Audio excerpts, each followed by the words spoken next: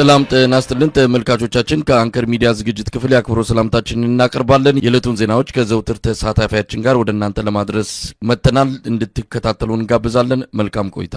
በአማራ ክልል በተለያዩ ቀጠናዎች የሚደረገው የህልውና ተጋድሎ በዚህ ሰሞንም ተጠናክሮ መቀጠሉ ተገለጸ። የፋኖ ኃይሎች የተለያዩ አደረጃጀቶች ከአገዛዙ ጥምር ሰራዊት ጋር ፍልሚያ ውስጥ መግባታቸው ተመልክቷል። በዚህም በርካታ ድሎች መገኘታቸውን ነው ከየቀጠናው የሚደርሱን መረጃዎች የሚያመለክቱት። ከፍተኛ የሆነ የሰራዊት መክዳት በዚህ ሰሞንም ተከስቷል። በየቡድን የሆኑ መሳሪያ ይዘው ወደ ፋኖ የሚቀላቀሉ የአገዛዙ የጥምር ሰራዊት አባላት ቁጥራቸው እየጨመረ መምጣቱም ተመልክቷል። በአማራ ክልል ስላለው ወቅታዊ ሁኔታ መረጃዎችን በማሰባሰብ አጠናክሮ የዘውትር ተሳታፊያችን እንዲያቀርበዋል። አመሰግናለሁ መሳይ። በአማራ ክልል በተለያዩ ክፍለ ሀገሮች በአራቱም ክፍለ ሀገሮች ውጊያዎች ዛሬ ሲካሄዱ ነው የዋሉት።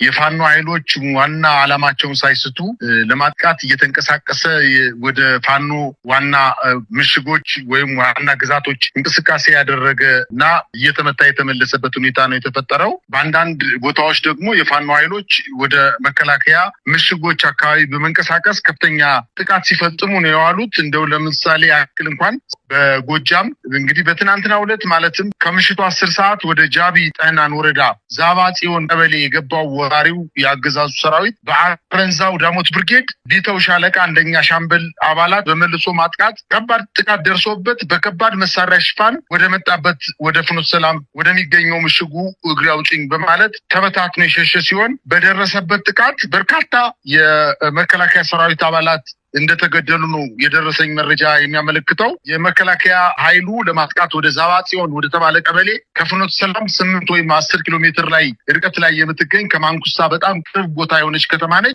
በዚህ ከተማ ላይ የመከላከያ ሰራዊት የፋኖ ጠንካራ ይዞታ ነው ብሎ ገምቶ በሄደበት ሰዓት የፋኖ ኃይሎች ተዘጋጅተው የመልስ ምትና በመልሶ ማጥቃት ከፍተኛ ጉዳት አድርሰውበታል። የቆሰለውን ኃይል ለማንሳት በጣም በርካታ የከባድ መሳሪያ ዙ 23ን ጨምሮ የጀነራል መድፍ ከአትናውዝ ከተባለ ወታደራዊ ኮንክሪት ምሽጉ ላይ በመተኮስ ንጹሃንን እንዲሸሹ በማድረግ የፋኖ ኃይሎች እዛ አካባቢ እንዲበታተኑ ለማድረግ ጥረት አድርጓል። ነገር ግን ከባድ መሳሪያ በሚተኮስበት ሰዓት እንዲሁ በቡድን ብሱ ስለሚተኩስ ሲቪሊያን እንዳይጎዱ ፋኖች ከዛ አካባቢ ዞር ብለዋል። ከዛ በኋላ ነው የመከላከያ ሰራዊቱ መጥቶ አስክሬኑን ማንሳት የቻለው። እንዲሁም በሌላ በኩል ከብር ሸለቆ ወታደራዊ ማሰልጠኛ ወይም ከአላሙዲ የእርሻ ልማት ፕሮጀክት ላይ ብር ወይም የእርሻ ልማት ፕሮጀክት አካባቢ የምትገኝ ክሊኒክ የምትባል ቀበሌ አለች። በዚህ ቀበሌ ላይ በተደረገ ከባድ ትንቅንቅ የመከላከያ ሰራዊት አባላት ከባድ ጉዳት ደርሶባቸዋል። በተደረገው ውጊያም 5 ክላሽ የተማረከ ሲሆን ከ6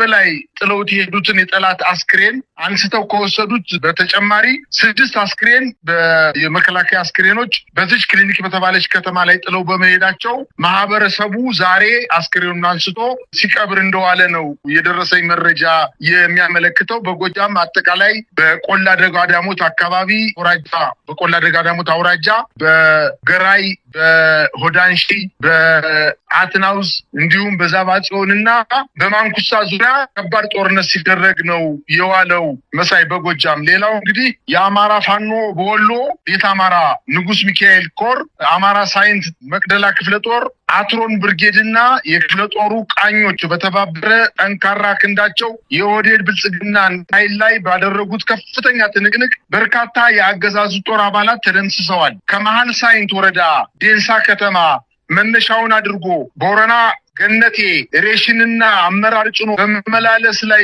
ያለ ያልጠበቀው የሞት ድግስ በአትሮኖስ ብርጌድና የክፍለ ጦሩ ቃኞች ከፍተኛ ጉዳት ደርሶበት የመጀመሪያውን ጉዞውን በሰላም እየተተለተለ የሄደው የስልጣን ጠባቂው ቁጥረኛ ወራሪ ኃይል የመልሶ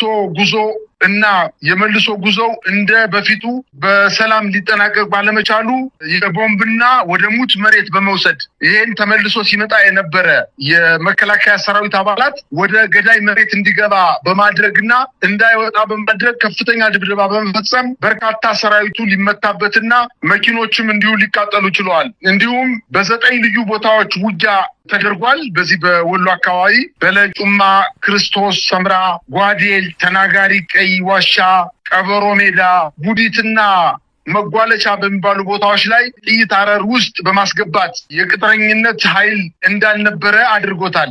የደረሰበት ሰብአዊ ክሳራ እጅግ በጣም ከባድ ሲሆን ከ10 በላይ መኪና ጭኖ የመጣ ቢሆንም 5ቱ መኪና ሙሉ በሙሉ ሊደመሰስ ችሏል። በዚሁም የአብይ አህመድ ሰራዊት በደረሰበት ከባድ ምት ተደናግጦ አካባቢው ለቆ እንደወጣ የደረሰኝ መረጃ ያመላክታል። የአማራ ፋኖ ሸዋ ዕዝ ነበልባል ብርጌድን ለማጥቃት ቀበሌዎችን ሲያስስ የመጣው የአገዛዙ ጥምር ጦር ሙትና ቁስለኛ አድርገውታል። የአማራ ፋኖ በሸዋ ከሰም ክፍለ ጦር ነበልባል ብርጌድ በሚንቀሳቀስባቸው በምንጃር ሸንኮራ ወረዳ በ2 የከተማ ቀበሌ መሽጎ ያለው የአገዛዙ ጥምር ጦር ፋኖ ወደሚያስተዳድራቸው ቀበሌዎች በማለዳ የሞጆን መስመር ተከትሎ ወደ ሳማ ሲንቀሳቀስ በነበረው የአገዛዙ ጦር ላይ የነበልባል ብርጌድ ተወርዋሪዎች አባቴነህ ሀገር አካባቢ ባደረጉት ደፈጣ የአገዛዙ ሰራዊት ሙትና ቁስለኛ አድርገው የማይደፈሩ መሆናቸውን አሳይተዋል። ይህንን ምት መቋቋም ያቃተው የአገዛዙ ሰራዊት አቅጣጫውን ቀይሮ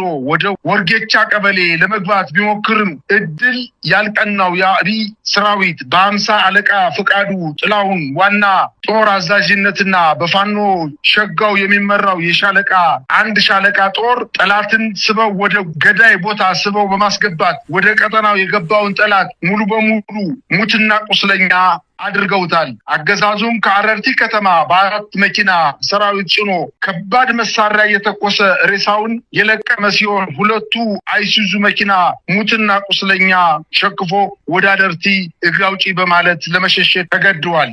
እንደው በዚህ አጋጣሚ የአገዛዙ ከፍተኛ አመራሮች በተለይ የፌዴራል አመራሮች በአማራ ክልል ያለው ሁኔታ እጅግ ያስደነገጣቸው ይመስላል። ከዚህም በመነሳት ነው የተስፋ መቁረጥ እርምጃ እየወሰዱ ያለው። ሰሞኑንም በብራቃት የተፈጸመውን ጠቅሰነው ነበረ፣ አንስተነው ነበረ። አሁንም በዛ አካባቢ ያለው ሁኔታ እጅግ አስከፊ እንደሆነ ይነገራል። በሌላ በኩል በተለያዩ የጎንደር አካባቢዎች እንደዚሁ የድሮን ጥቃት በመፈጸም እስካሁን ባለ መረጃ ከ30 በላይ ሰላማዊ ዜጎች መገደላቸውን፣ ህጻናት መሞታቸውን ነው የሰማ ነው። የደረሰበትን ሽንፈት ለመበቀል እንደሆነ ነው የሚገለጸው። እስቲ በጎንደር ጨምሮ አገዛዙ በተስፋ መቁረጥ እየወሰደ ያላቸው እርምጃዎች በተመለከተ ምን መረጃ አለ? እንግዲህ 7ኛ ዓመቱ ላይ ለአማራ ህዝብ አሁንም የአብይ አህመድ አገዛዝ እየሰጠ ያለው ምላሽ ሞት ሆኗል፣ እንዲህ አይነት ቅጣት ሆኗል። እስቲ ምንድን ያለው ጎንደር ላይ ከድሮን ጥቃት ጋር በተያያዘ?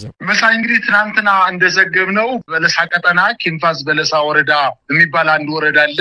በማዕከላዊ ጎንደር የሚገኝ አንድ ትልቅ ወረዳ ነው። በዚህ ወረዳ ላይ በትናንትናው ዕለት የፋኖ ኃይሎች በዛ ሰፍሮ የነበረውን የመከላከያ ሰራዊት መጥተው ከፍተኛ የመከላከያ ሰራዊት ተደምሶ ኪንፋስ በገላ ወረዳ ከተማዋን ተቆጣጥረው ለረጅም ጊዜ እዛ ቆይተው ነበረ። እነሱ እንግዲህ በከተማዋ ላይ ሲገቡ ተበታትነው በመግባታቸውና ለድሮንን ይሁን ለከባድ መሳሪያ ጥቃት ተጋላጭ ባለመሆናቸው ህብረተሰቡ በልልታና በሆታ ተቀብሏቸዋል በሚል እሳቤ ከተማዋን ሙሉ በሙሉ በድሮን ሲደበድብ ነው የዋለው ዛሬ።